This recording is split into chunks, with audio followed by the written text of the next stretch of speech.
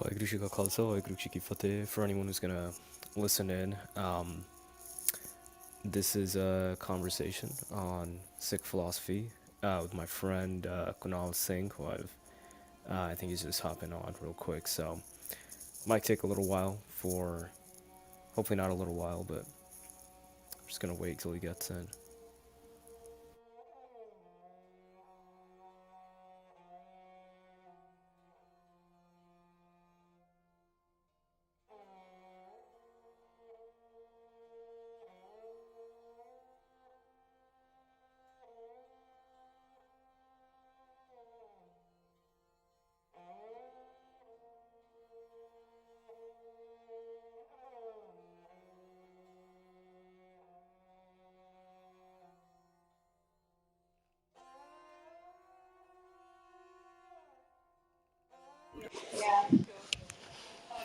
Waheguru Ji Ka Khalsa, Waheguru Ji Ki Fateh. Waheguru Ji Ka Khalsa, Waheguru Ji Ki Fateh. Manshaan, how are you? Not bad, man. I mean, first of all, congratulations, bro. I mean, Thank you, thank you. daughter, that's huge, man. Thank you, appreciate that. Yeah. Um, so yeah, just just a little context for anyone who will listen in. Currently taking a Sikh philosophy class with Dr. Arvindapal Singh Mandir here at University of Michigan. Um, and I think just for a final project, I was like, I really feel like one of the essence of Sikh philosophy is just sitting with other Sikhs and talking about it, right? So um, my friend Kunal, who we've done the Sikh History Clubhouse together for a while now, is himself a doctor and deals with a lot of issues regarding like Sikh bioethics and just stuff like that, like real practical implications of Sikh philosophy. So wanted to just have him on and discuss a wide variety of things. Kunal, how's it going, man? Good, good. So this book, are we gonna kind of go over the Sikh philosophy book, or just kind of in general what we've encountered regarding Sikh ethics, philosophy, things like that? I think both. Okay. Have you gotten a chance to like look at the book?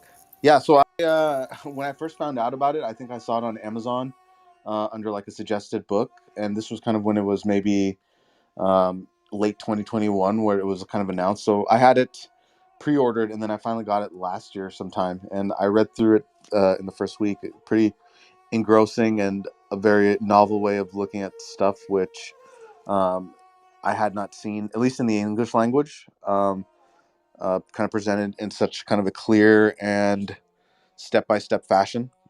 So yeah, I've read through it once through, and then I just go back to it from time to time to just look at things and think about things and make connections and look at references. So I really love it. I think it's just probably the beginning of um, probably a hopeful renaissance of Sikhs and other people from other parts of spirituality or the world looking into Gurmat and Sikh philosophy and trying to disentangle it from you know Judeo-Christian or Western notions, or this kind of blanket kind of encyclopedia definition that we get about Sikhi, that it is a quote unquote monotheistic religion that was started in a certain time in Punjab, and presenting it as just like a ethnocentric kind of philosophy that doesn't apply to the modern world or other contexts. So I think that's kind of the main thing I loved about this book is, and I think you talked about it before, is you start from first principles and using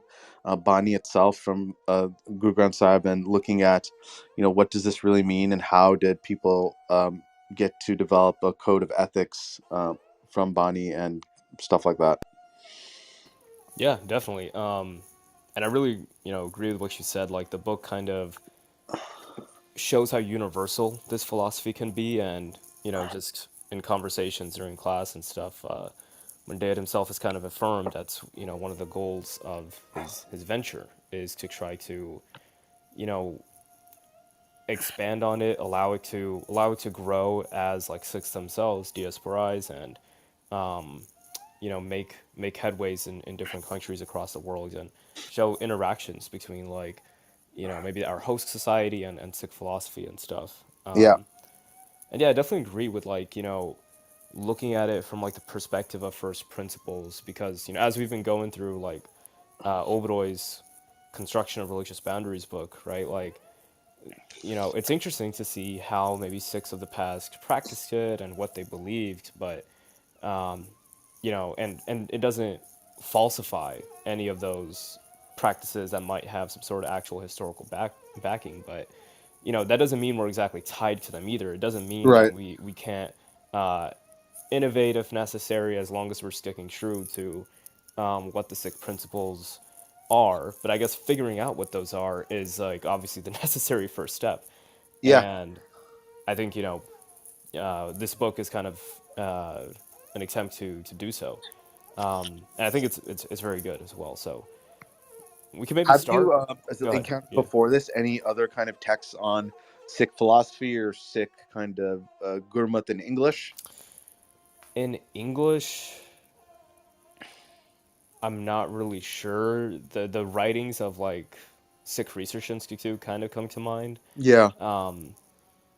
I guess the writings of Sardar Kapoor Singh, Yeah, in a that's way. who I was kind of thinking too, is him Yeah. and Gurcharan Singh Talib. Um, Yeah.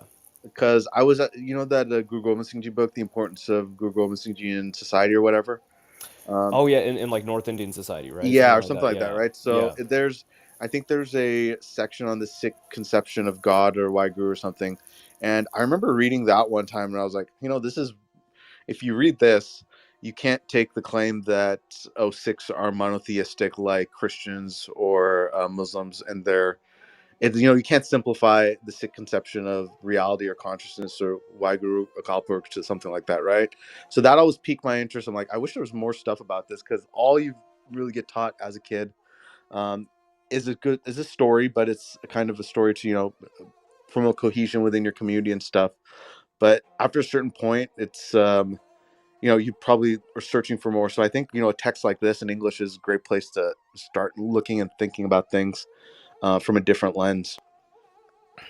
Yeah, for sure. Like, I don't think there's been a text like this that has attempted to kind of in English, just give like a wide overview of like the most basic concepts in depth. Hmm. Actually, so during class we go over what I guess was like the last time someone attempted to do this. There was Dr. Sher Singh. Yeah, and he talks about it in the book, right? Yeah. Yeah, yeah, his philosophy of Sikhism, which is actually like very interesting. Like, I don't know if you've gotten a chance to actually look at it. Yeah, I have a PDF, but the quality's so bad that I have to like zoom in to kind of read it. So I'm looking for a hard copy to kind of pour over. Yeah, I can maybe send you Okay. after this, whatever we got. But part of it's really interesting. Like, he makes it very, it's like comparative philosophy, right? So he's Yeah. mentioning like um, Descartes, Kant, etc., and how maybe certain sick concepts kind of meld with them. But you know, I think Mandan might note this in the book as well. There's like this like limit that he comes to, right, in terms of being able to express certain concepts in English, right? Because the nature of the language, just like the meanings are going to be different, right? They're going to convey certain other like connotations between like Punjabi and English and stuff. And I guess the difficulty is trying to properly, I guess, convey whatever the actual essence of Sikh philosophy is in English, right? That's something like we talk about a lot nowadays. Just like, oh, the English translations are bad, but like, what is the alternative, Yeah, right? yeah. And another thing, I mean, the cultural context that the gurus were around is, of course, Punjab, North India, Mughal India, and the language and metaphors, similes that they use. Are they important in the sense of, I mean, if they're important in the sense that it's important to know about quote unquote Vedic cosmology or Indic kind of history to kind of actually gain uh, true knowledge and stuff, then it's that's a concept that's going to be damn near impossible to really transform or like transcreate to other contexts, right? So like, how do you like? Why would a Chinese person care about the kind of real specifics of the story of Bhagat Prahlad and something like that, right? Or Why are the Jobi Saptar kind of important to like an Italian person? So this book kind of presents a way that it's to because I think we all agree that the message of Guru Nanak and Guru Sahib and Guru Granth Sahib is like the truth, reality of what reality is and what consciousness is, and um, what kind of what our lives are, right? So if we have to depend on those things to get our point across, it's going to be much harder rather than picking up something that's universal about Sikhi and focusing on that, which I think we can do a lot better, especially us in the diaspora who live in both worlds. And I don't know if you talked about it in the with you guys in the lecture, but I think he mentions in the book it's kind of it. The people who live in both worlds are going to be the ones who have the ability to kind of trans, not translate, but like transmutate or whatever, but kind of get the point across, kind of thing.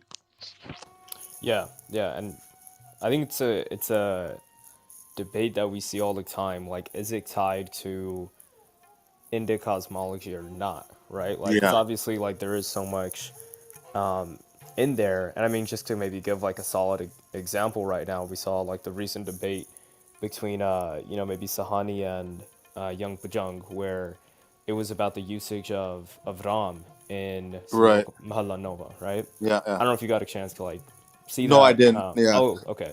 Just So summarize it for us. for sure. So basically, Sahani is kind of doing one of his like normal like gacha stints where it's like, oh, Guru Tegh Bahadur Sahib Ji is using Ram in Salok Mahalla Nova. That means that we should worship Ram, right? Yeah. Yeah. And Young Pajang is coming and saying, well, in that same, in Salok Mahalla Nova, Guru Tegh Bahadur Yeah. Sahib Ji is also saying, Ram gayo, Ravan Yeah. gayo, right? Like he's talking about the actual, like, when it comes to the actual character of Yeah. Ram, Ramchandra right? ji and Ravan, right? Yeah. Exactly. Right. Like he's saying that they too will fall, right? And this is repeated in Dasambani as well, Yeah. right? Yeah. I think it's like I forgot the exact quote, but it's like within the body of Akal Purakh are millions of Rams and Hmm. Brahmas and Vishnus, etc. Right? So it's showing its subservience to the principle of Akal. And they went back and forth for a while. Sahania saying you're miscontextualizing it, and it's just kind of and Young Pajang was saying like there are different uses of Ram, right? Like Right. if Guru Sahib is invoking Ram as Akal Purukh, they mean like that the principle of Akal, and this is contextualized by the fact that in the same composition, Ram is being shown to be fallible, right? Yep.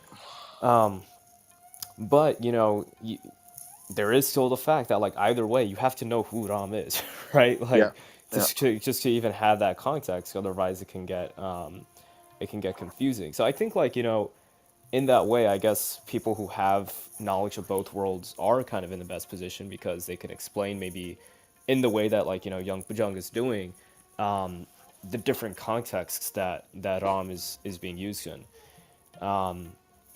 And I think even the fact that Guru Nanak Dev Ji and other Guru Sahib find like these valences between different concepts, right? Yeah. Like I'm thinking of like when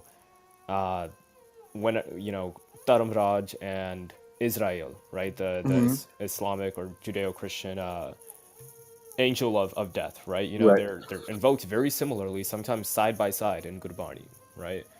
So I think the entire point of it is to find these cross-cultural valences and do it in a way that like stays true to the Hmm. essence of the philosophy. One thing, I've been reading other stuff on the side. I think one of our book club people, Sir Pentapotamia, he mentioned one time that for every Sikh kind of history book or kind of Sikh literature book he reads a couple of something else that has nothing to do with Sikhi. So I've been trying to keep that principle for the last couple of years, just to kind of find connections and just broaden my horizons. And so I was reading, world famous atheist Sam Harris's Waking Up book again for the first time in maybe like 10 years, and his book is kind of a spirituality without religion, right? So I think that book kind of deconstructs the teachings of the Buddha and the Vipassana tradition of Buddhism without kind of the baggage that's associated with the ritualism and the deification of Buddhas and things like that. And so I was thinking, I was like, is there a place where this kind of thinking is kind of in line with Sikhi? And then I think, we get it. I'm sure you've gotten WhatsApp forwards is like, oh, Guru Nanak Dev Ji went to all these places and he was called Nanak Lama. So then you think, like, Buddhists are portrayed as atheists, and why would they respect Guru Nanak, who is supposed to be a staunch monotheist? Is there something actually that we're missing that maybe both of them are saying that is not well explained on either side? And if so, then shouldn't we be trying to recreate dialogues and conversations with other communities um, to see where the commonalities are and to kind of present Sikhi in a more, I don't want to say universal light, because sometimes I don't want universal to be like we compromise on Sikh ethics or Gurmat or kind of the teachings of all the Guru Sahib, including Guru Gobind Singh Ji, but something that's more inclusive that creates kind of like a Sikh world or Sikh kind of milieu or like broader culture.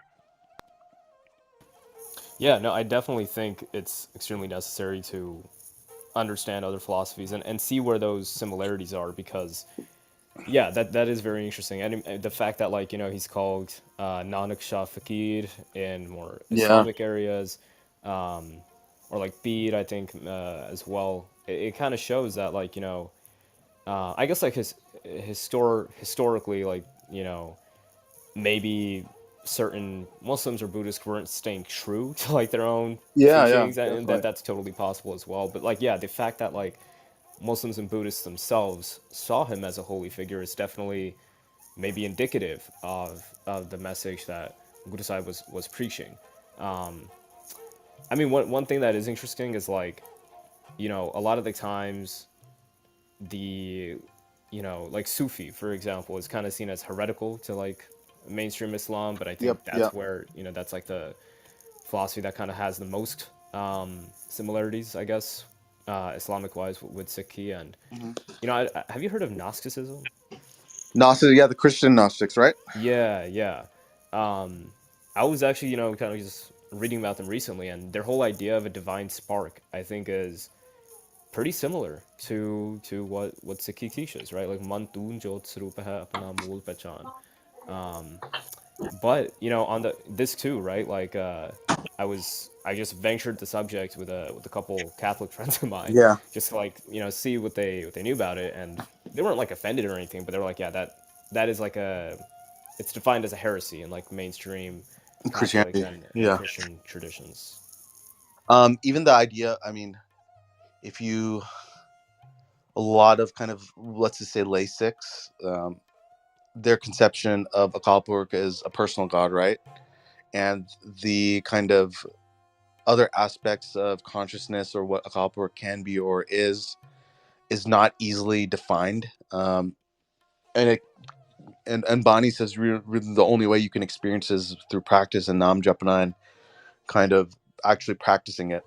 Um, so yeah, even like we were talking about the Sufis, right? So I really think that there's probably a lot of quote unquote Sufis who had similar kind of mystical experiences to Buddhists, Sikhs, and these Gnostic Christians, other kind of spiritual people who don't have names for kind of what their belief system is, or if there was any formal belief system in there. There's probably definitely some kind of commonality. That's why they're able to, when they meet. I mean, there's very rare instances where I see the actual like Gurmukh Sikhs like debate with Sufis to the point where they're like totally in disagreement with each other. There's always a place of agreement whenever you read these stories between like kind of cross religious discussion between kind of the highest practitioners of each faith. Yeah, for sure. And I mean, one thing I'm wondering is like you mentioned like the spiritual experience and stuff like that. And one thing that Monday does that's very interesting is like when he describes kind of what Guru Nanak Dev Ji is going through as like a psychosis of Yeah, sorts, right? yeah, And I mean, like obviously that might seem, it might sound offensive, or not offensive, but like I mean, yeah, you don't want to it, medicalize the term and think it's right, something necessarily negative, right? Yeah. right, yeah. Yeah. You don't want to make it sound negative, and that's not what he's doing, right? It's in a very positive way that the kind of ailments of society, right, has kind of afflicted Guru Sahib. Hmm. And his 3 days the in the Kali River is kind of, you know, it's like a cathartic experience Hmm. basically, where he receives the knowledge from Akala Purakh that na koi Hindu na Musalman, right? And there's like a universality there. I Hmm. guess, like, what did you kind of think of that, like describing it in that way? Um, Give me a little more context. Like, Like, because there's, I guess, like, it makes it more real, makes it more. yeah, okay, I know what you're saying. Yeah, so the as opposed to kind of the kind of stories that were told that were coming from Janamsaki traditions, where it's presented as really fantastical. Um, this kind of in a different way that the way he describes this possible kind of psychosis or kind of mental strain or a change of consciousness Yeah, uh, probably rings a lot more true to when you read about mystical experiences or spiritual experiences of um, people from other kind of communities, other great religious leaders, right? So I really like the way he presented it, and kind of the language and verbiage he used, and to kind of there's that section about you always think of I think did you get to the part in the book where it's like home is the disease, but within it also has its cure, right? yeah, and that That's that was a something bit. that we Yeah, listen to every day in Asan Divar, and we just kind of sometimes glance over it, like, okay, yeah, that is something, but I don't know what it means. But the way he goes into the book and kind of expands upon it, I think is very, very interesting and makes a lot more sense in terms of kind of what is the Sikh way of thinking about life, the self, consciousness, Akalpurk, which is probably rings a lot more true than a straight kind of story of Guru Nanak Dev Ji going into the water, coming out totally fully realized kind of thing, right? yeah, and I think one of the interesting things that it does, and I think it's even explicit in the book, is like it it, it makes it like repeatable, right? Like that Yeah. it's not limited. You kind of said like it's possible, right? Like it's not limited simply to. I mean, maybe we'll never have the quality or degree of Guru Sahib's experience, but Hmm. something like it can be reached through maybe Nam Japrana or Yeah. the meditative experience, etc. And that can make this much more applicable, right, and practicable to a Sikh's daily life, right? The idea that it's available to anyone, man, woman, child, old person, it at any moment. That's something that is totally evident within Guru Granth Sahib and kind of all the other kind of things we know about Sikhi, but is sometimes overlooked. Whereas I think this book really makes a really concerted effort in continually displaying that Guru Nanak Dev Ji gave kind of Sikhs this ability and confidence to be able to reach heights um, that were kind of available to everybody. Um, I don't know if it's this book or one of his other books, but it has a whole section about how the biggest sacrifice of ego or hame is, or the final sacrifice of the guru is to become a Sikh himself, which we talk Yeah, about a that's in lot here. with, Yeah. right? Yeah, so of course by Nandlalji's Waho Waho Guru Gobind Singh Ape Gur Chela, right? We know about that, but sometimes we forget that Guru Nanak Dev Ji became a Sikh in his life. Like, he didn't technically die as the guru. Guru Angad was the guru at the time of Guru Nanak Dev Ji's mortal passing. So the idea that the guru becomes a Sikh and the Sikh can become the guru is something that's very powerful, and I think really I can't find it in any other kind of popular world quote unquote religious tradition where the person at the most enlightened person, you can say, um, empties their divinity. I think is one of the terms Mundare uses. Not maybe not in this book, but the Guide for the Perplexed to his Sikhs, and so they're able to take on that role, and that opportunity is available to every Sikh to kind of realize the same heights and become gurmukhs themselves. Yeah. No, actually, this is exactly where I wanted to take this next. I mean, I think there is a bit of a like a. I think there's like something in the Bible about Christ is also the disciple, something like that, right? Yeah, yeah, But I don't think it's like you're saying. Like I don't think it's as explicit and yeah. Because the divinity of Christ, I guess, in mainstream Christianity, always stays with him. I right. mean, you get the grace of God in Jesus, but that you're never on equal footing or have the opportunity to realize the ultimate, the same as God's one only begotten Son or whatever. Yeah. I mean, so one thing that's also interesting is in Pant Prakash when Panguji is talking about like Guru Sahib kneeling in front of the Panch Pyare to receive Khande Ki Paul on his own. He Pangu basically explicitly makes that connection to Guru Nanak Dev Ji becoming the Sikh of Guru Angad as well. Like Yeah, he basically says like just as Guru Nanak became the Sikh of Guru Angad, Guru Gobind Singh Ji became you know the Guru Chela of the Panch Pyare, and this has been like the tradition ever since.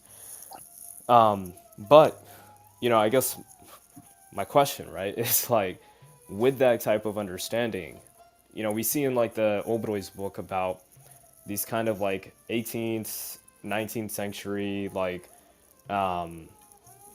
figures who were like kind of calling themselves guru, who had like a wide respect over the Sikh population and yeah, were yeah, essentially deified, right? yeah. You know, is that maybe in line with this type of thinking? If someone can actually use Sikhi to reach such heights. Yeah.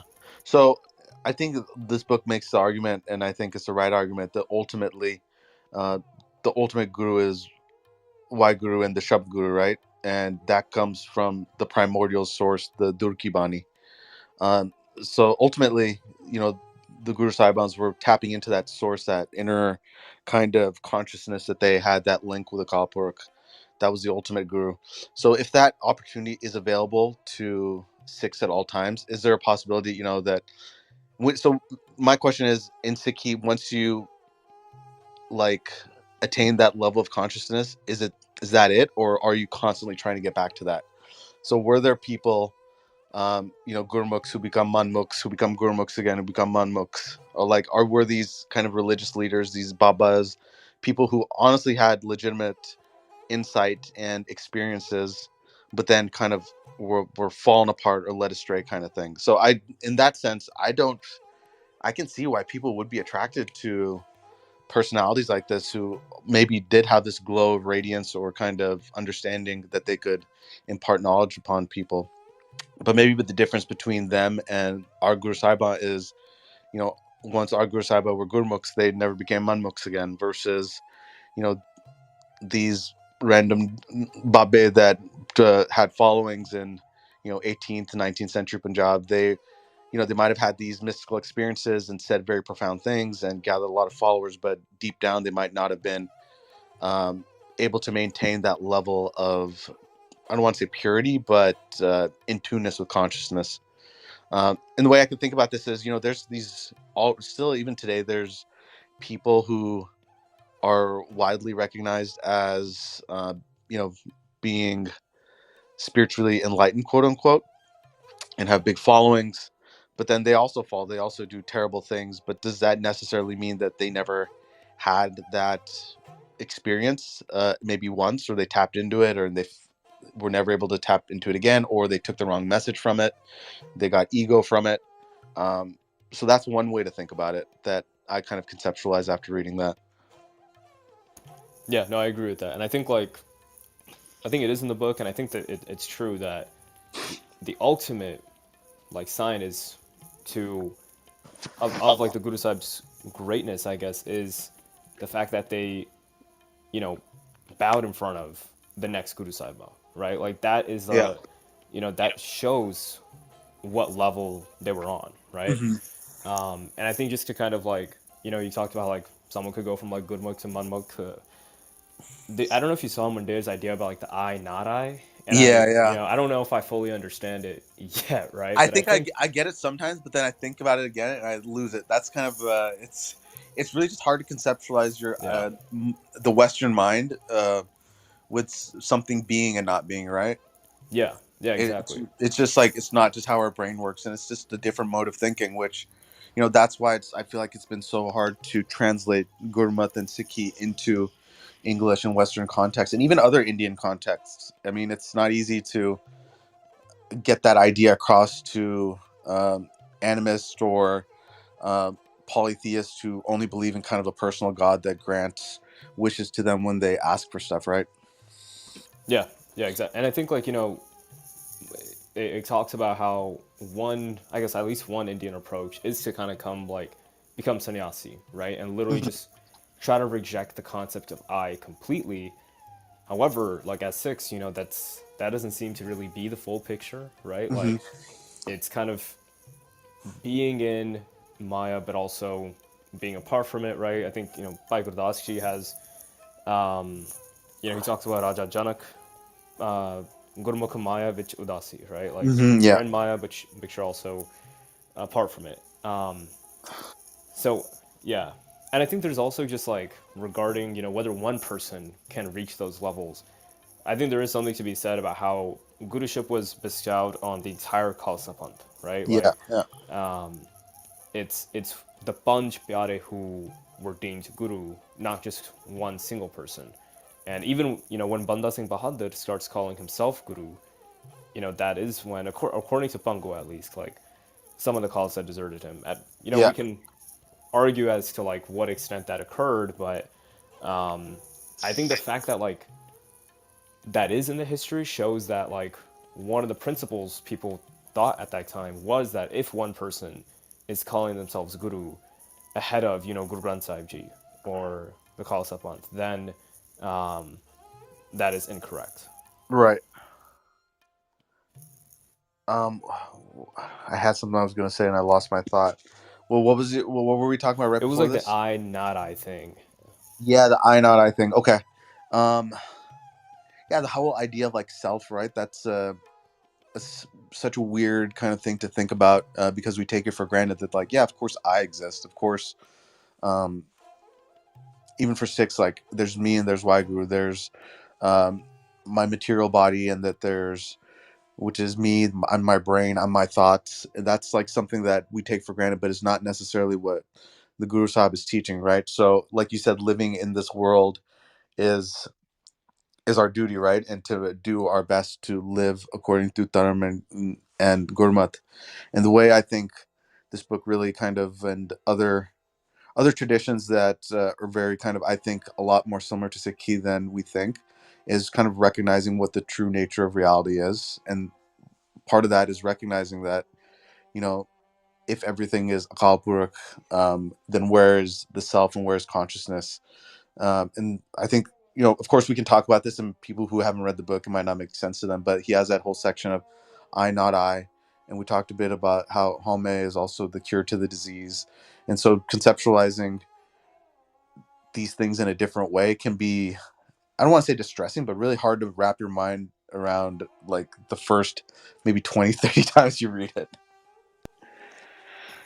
Yeah, for sure. I think one thing that like is it is hard to wrap your head around, and I think it's like, is it that the self is, I think the argument that's made in the book, and obviously maybe I don't fully understand it, so I'm gonna do my best to like give it like its best interpretation as Hmm. far as I can do, is that like the self has essentially been imposed upon us by socialization, by just Yeah. the culturalization that someone goes through. Because he gives the example of like psychology as it exists today, right? It wants to make sure that someone can interact in society, and if someone stops having the ability to do that because they lose their self, current They can't psychology sees function. Yeah. that as madness. Yeah, they can't Yeah. function. But the argument that seems to be made is like some of that is actually okay and necessary, like the not I part of it. and that is our natural state, right? That like before the maybe illness of culturalization was put upon us, our natural state was not having this I principle, right?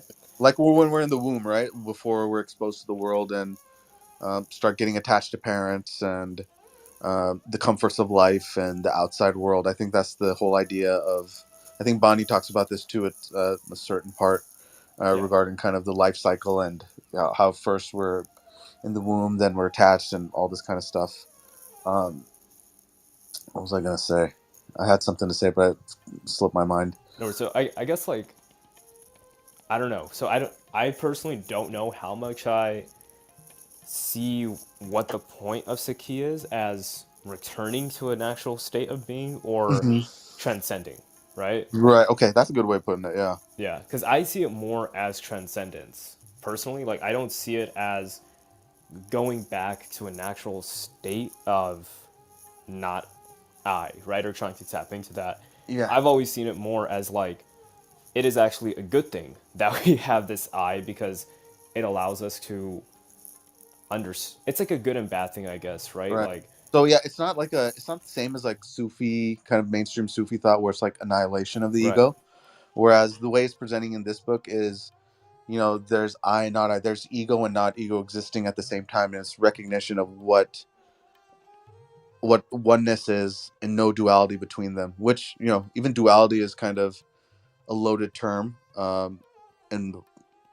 and kind of hard to apply to um, all circumstance. Like the non-duality of Sufi Islam, or Dzogchen Buddhism or Zen Buddhism, versus the non-duality of Sikhi, is probably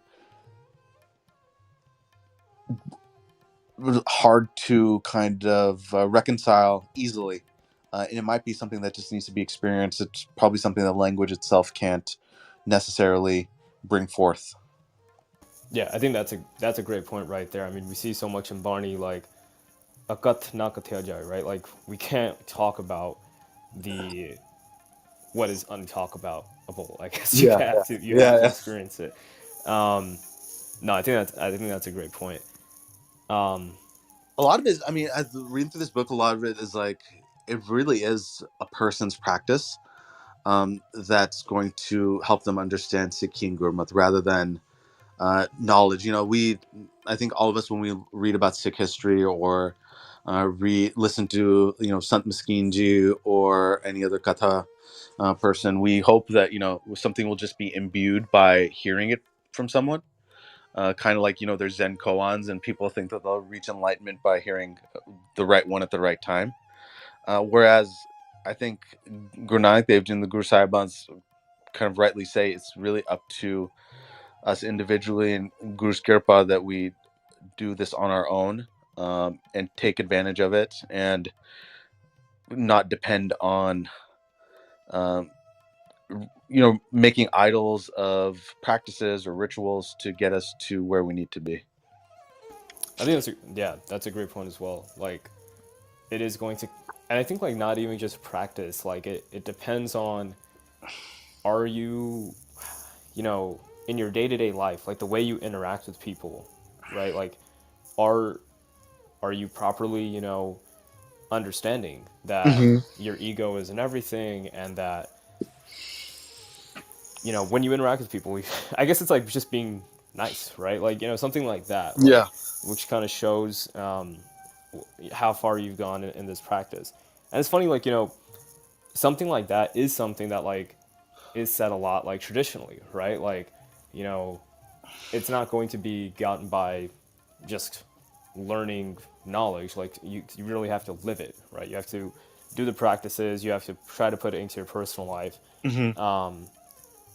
And I think that's I think it's also that's kind of something that sets Sikhi apart from a lot of Dharms as well, right? A lot of Dharms are kind of focused on a continual just like recitation Yeah. of like what the doctrines are and what we believe and stuff like that. But it's like saying you believe something only goes as far, whereas like actually putting it into practice, which is like Yeah.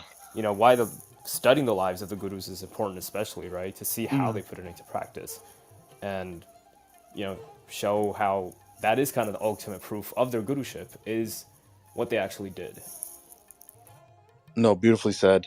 Um, I hope we can find like more people to talk about this, the actual kind of practice in a non-loaded or judgmental way. Because I know sometimes, especially for diaspora kids who, Punjabi is a lot of times not our first language, even if we speak it at home, growing up. Because what usually happens is, when you go out into the world, you pick up the language and syntax of what your peer group is. So unless you're living in Surrey and going to Khalsa school, you might not be thinking and like relating to the world in the Punjabi language or the Punjabi context, right? So I think a lot of the really good um, information out there on how to um, do a lot of Sikh practices that maybe our ancestors did is kind of still stuck in Punjabi. And when people try to translate it, they are not blaming them, but they're just loaded with trying to use the terms of kind of Judeo-Christian religious idea. So you get words that you get a lot of translations that say "Lord, thine slave," stuff like this, which kind of maybe is an accurate translation, but not the essence of what is actually being said, right? Yeah, no, exactly. It is, and maybe like the way around translation is showing people through practice, right? Yes, yeah, yeah. Um, and I think that is a lot of times, like if you read the stories of Sikh converts, um, I mean nowadays we have a lot of people online who like they find the philosophy and they kind of get into it that way, Hmm. but a lot of ones were just kind of like I met this Sikh, they were extremely just you know just decent people, right? Like, and Yeah. live decent lives. And I wanted to know, like, what is the basis for their actions? And from there, they found out about the philosophy and what it entails, etc. So that could be one way, I guess, right? Just like living decent, upstanding lives Yeah. and going about life that way. And I mean, even like in during Sikraj, right? Like the fact that the Khalsa was victorious in every seeming battle attracted people to it, right? Mm. Like that was kind of the impetus for I think a lot of people joining the actual Khalsa, which isn't a bad thing, right? No, it's not. Yeah. I think everyone's obviously going to have their own path into it, and there'll be people who fall back, get forward. It's going to be up and down. I've never seen anyone's or read about anyone's spiritual journey being a straight line. Even this book presents, through the writings of Guru Nanak Dev Ji, how difficult it was for him to kind of come to the ultimate realization of what he did. Um, so giving ourselves maybe a little bit of grace and a little bit of slack, that you don't have to be perfect 100% of the time, but if you're striving towards something and can kind of continually go back to the first principles and live those principles that the Guru Sahibans gave to us, I think is kind of a good lesson we can take from thinking about this in a book like this. Definitely.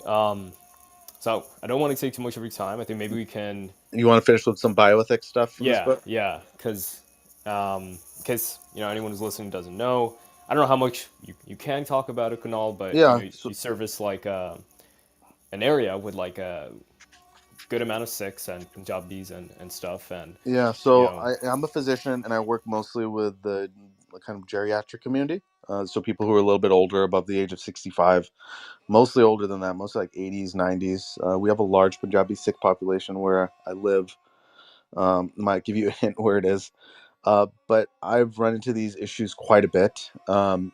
And not just even with the geriatrics, there's, bioethics can encompass things like end of life care for people with cancer, um, abortion issues, issues with assault, abuse within family. Let's see what else he touches upon in here. Life and death is, the important one. Gender equality, suicide, euthanasia. I mean, these are things that I think humans have always had to kind of deal with in differing amounts. I mean, we have stories of people committing euthanasia and suicide from kind of the earliest writings of humanity, I think. And abortion is unfortunately something that was done quite a bit, and is still done quite a bit unsafely throughout the world. and even within our community over here in the Western world, where you'll unfortunately hear stories of um, women out of shame, have to have abortions, and there's a bad outcome because they weren't able to tell their family about it or do it in a medically safe way. And so these are issues that we should be discussing and talking about.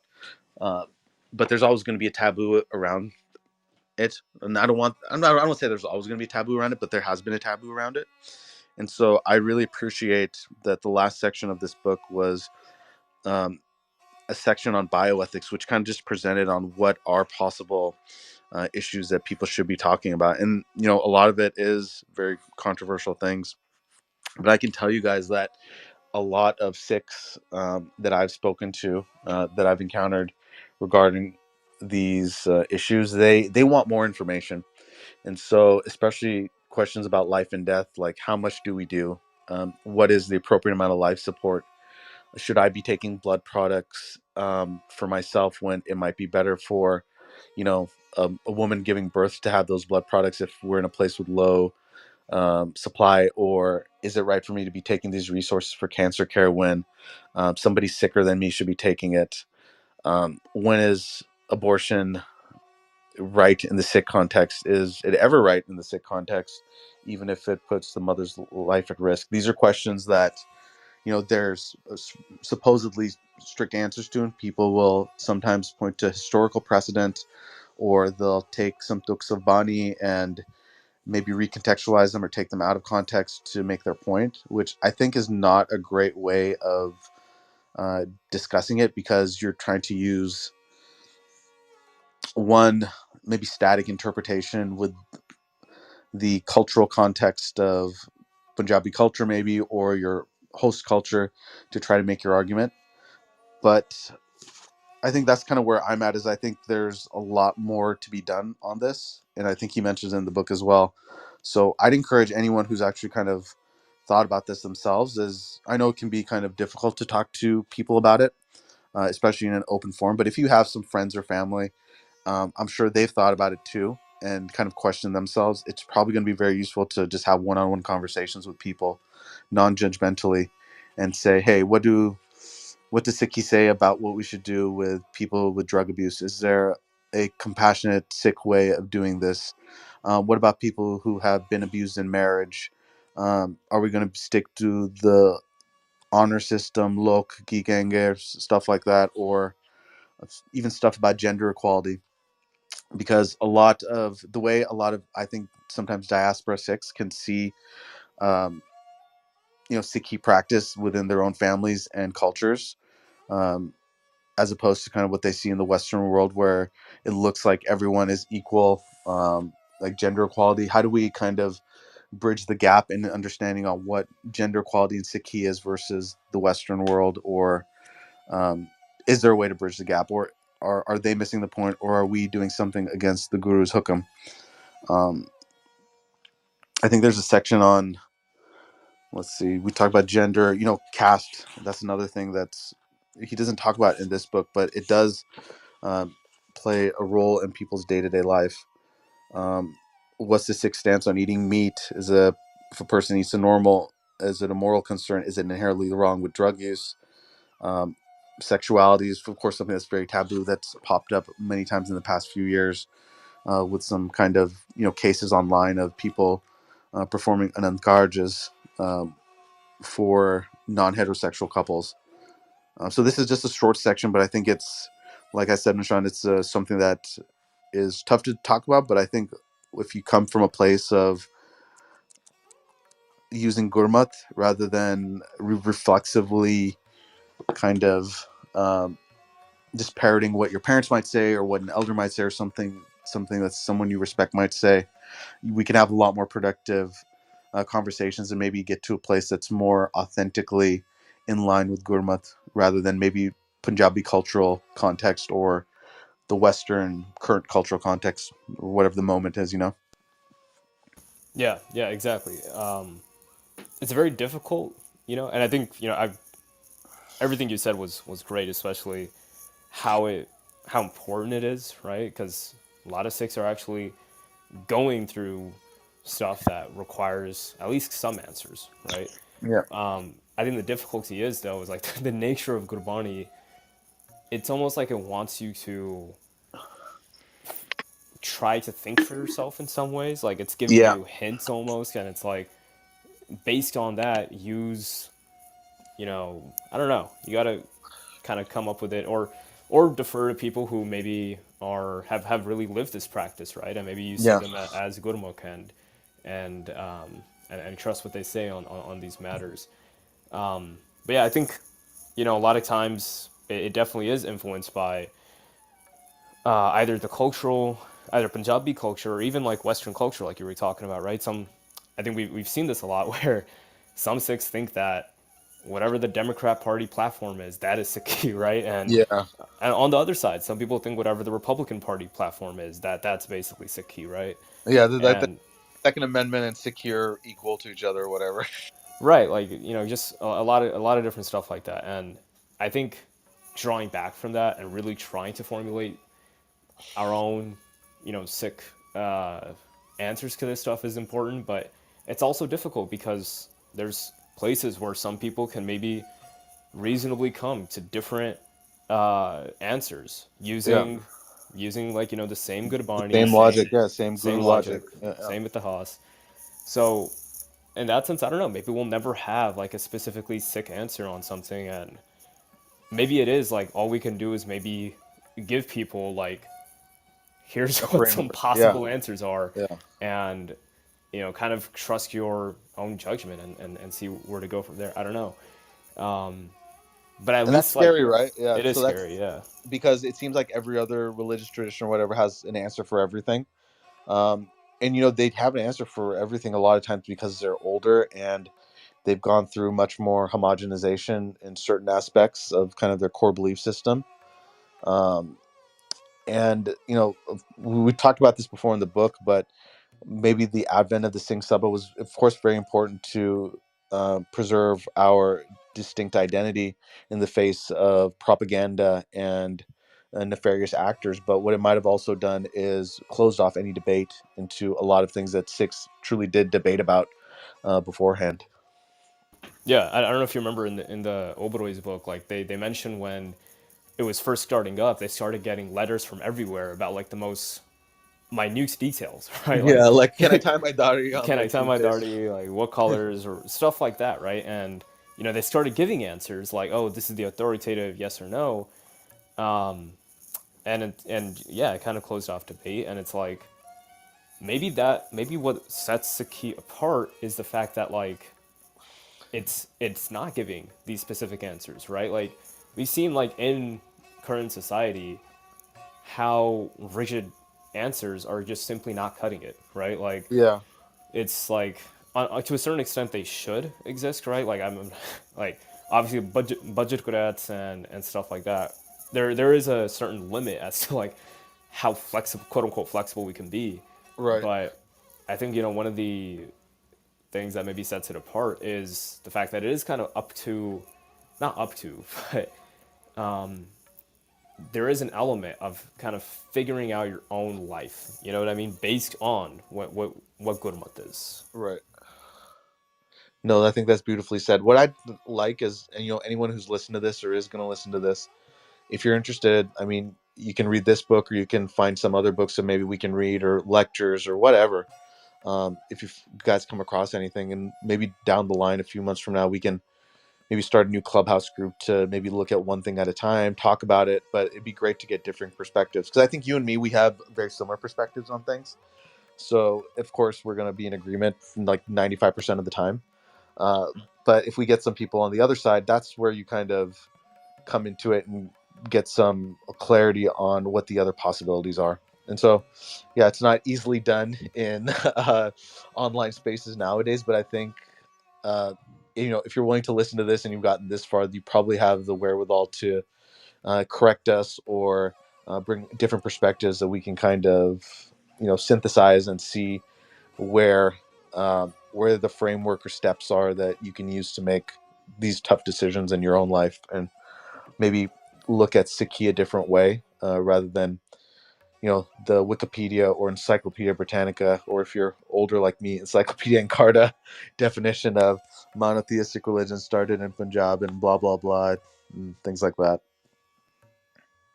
Yeah, for sure. Kunal, I know you don't have much time, so if you got to go, it's all good.